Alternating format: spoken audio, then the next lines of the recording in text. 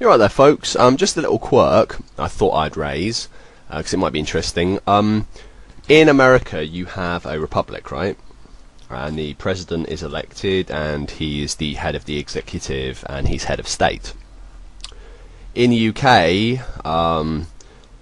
we don't have a president, of course. We've got a monarch. Now, at the moment, the monarch is a woman, which makes her a queen. Yes, Queen Elizabeth II. She's not elected, she's born into it, obviously, as you know. It's a hereditary post. And she's the, like the president, she's the head of state, head of the armed forces, etc. Now, funny thing is, theoretically, fundamentally, ideologically, I guess I'm a Republican, because the idea of anyone basically being born as the head of government, completely grates against my inherent sort of ideals about democracy. And I am a liberal, and I am a libertarian, and I am a Democrat, and I do believe in it very, very strongly. It's very, very important to me, the democratic ideal. And yet I am a very strong monarchist, and people always find that a bit weird about me. They say, but Brian, your views are very liberal, very libertarian, very, very, very much about the people power, etc. So how can you be in favour of the monarchy? And it's weird, because it's because I'm English. For example, I'm going to be completely racist here, but the French, they have a particular scheme. And when something doesn't fit into their scheme, they just get rid of it. They abolish it. That's the French mentality. The English mentality is basically to muddle through. Now, it's a bit of a stereotype, but that is the way we basically do politics. I was watching a programme before, and some German the panel head, the anchor, whatever you want to call it, in America you call it the anchor, he basically said, what do you want to do, what do you want to have happen when the world comes to an end? And one German guy, he said, I want to be in England. And the anchor said, well, why? He said, well, everything happens last in England. And it was quite funny. But it's true, in England we basically just muddle through. And we don't really tend to be bound ideologically in the same way the French are, or whoever else. We just sort of muddle through, and things sort of kind of work in a weird way, not too badly. Our system's got flaws. The executive and the legislative, to get a bit legalistic here, are combined in our system in Britain, which is arguably a very, very bad thing. In America, they're separate.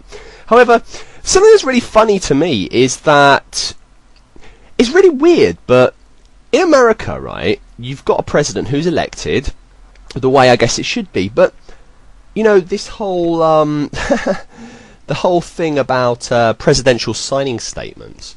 Now, in America, once a bill has gone through both houses, the president has to sign it, and then it becomes an act of law. Likewise, in Britain, the Queen has to sign it. It's called giving the royal assent. She signs it, and it becomes law. It becomes an act of law. Now, so she doesn't sign it, it doesn't become law. The president doesn't sign it, it doesn't become law. So very similar, positions. They're both heads of state, etc. So yeah. But the funny thing is, in America, presidents will use the signing statements in a especially since Reagan, really, really perversely, basically to bully Congress, and basically to decide the law in a dictatorial fashion. Well, this is what I disagree with, and this is how I think it should be interpreted. And guess what? The law is implemented in a way which is in favour, shall we say, of the way the president declared it ought to be in his signing statement, which is completely perverse. I don't know, strictly speaking, I'm not a constitutional expert or anything like this, I'm not a lawyer, but I don't know, I think the signing statements possibly are extra constitutional. They're not, I've read the Constitution a bunch of times, the American Constitution, There is no written British Constitution, so I couldn't read it. But anyway, I've read the American Constitution a bunch of times, and there's no, there doesn't seem to be anywhere where it refers to signing statements, and there's also nothing that seems to forbid signing statements and the way in which they're used, as well, the way in which signing statements are used. There are a few references which you could claim are oblique references, which we may take as being referring to signing statements, but it's complete crap. However, it does seem to be unconstitutional that basically the law, that the president, the executive gets the last say on how the law should be interpreted. It's like we just went through Congress, it went through this whole process. You know, why do you get the right to basically say, oh no, the law is actually like this? I mean, that's clearly undemocratic, and yet the thing is, the Queen can basically do the same thing in England, in Britain, should I say. She can basically, for example, refuse to give her assent. She can say, you know what, this law's shit. Sod off, it's going back to the Commons, you know, start again, it's crap, I'm not signing this.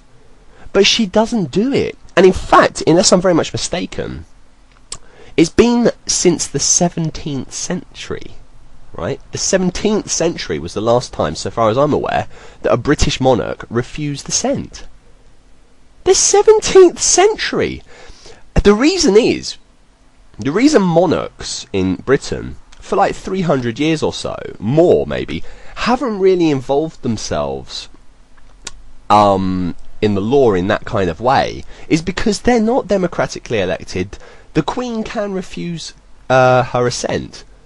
Theoretically, if the Houses of Parliament passed the law that said, you know, all Jewish children should be killed, for example, theoretically the Queen can actually say, you know what, that's bullshit.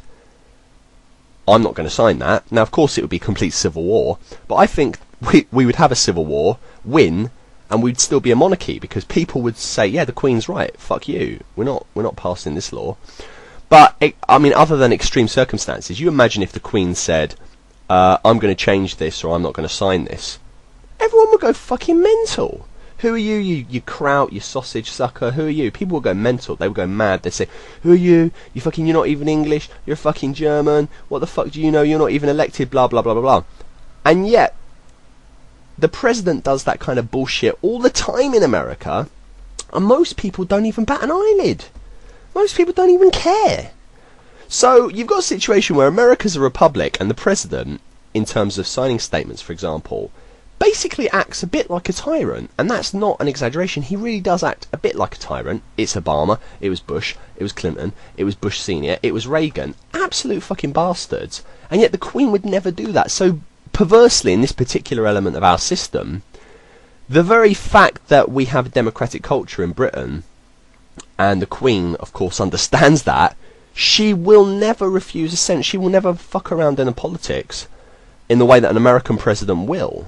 You know, it's really perverse, but constitutional monarchy in Britain just seems to work better in that particular regard than does Republican form of government in America. But you can also look at France and other countries. Just, it doesn't work. I just thought, you know, this is a bit of a waffle, but I hope you've learnt something, and I hope you know, this has been a bit interesting to you. I just find it funny that, you know, as brilliant as the framers of the American Constitution were, and I really admire the American Constitution, the Declaration of Independence, etc. Really amazing documents.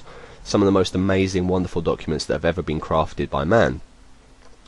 And yet, there's all these bizarre little things, you know, how it works in practice, and it just seems that in a lot of ways, the sort of constitutional monarchy system we have in the UK just works better. It's very funny. And, you know, these signing